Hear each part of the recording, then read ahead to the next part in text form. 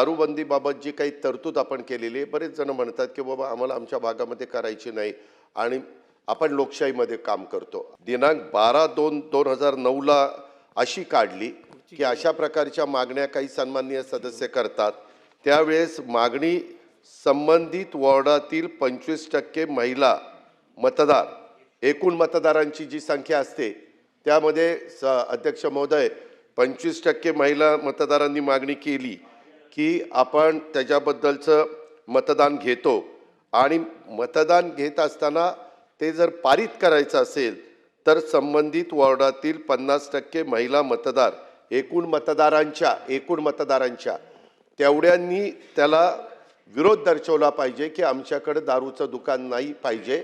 असं जर असेल तर प्रशांतजी ठाकूर साहेब आपण ते दुकान बंद करू शकतो. हा 2009चा आपला गृह विभागाचा अधिसूचना जी काढली त्याच्यामधनं तो आदेश आपण काढलेला आहे. त्याच्यावर तुम्ही ज्या भागामध्ये म्हणताय त्या भागातले एकूण जी काही मतदारांची संख्या असेल त्याच्यात 50% महिला धरायच्या आणि 50% महिलांनी त्या 25% महिलांनी मागणी करायची एकूण मतदारांनी आणि मग ती मागणी केल्यानंतर मंजूर करताना मात्र तिथं असणाऱ्या एकूण मतदारांपैकी 50% महिलांनी ते मंजूर करायचं. ते मंजूर जर झालं तर तिथलं दुकान बंद करतो आपण.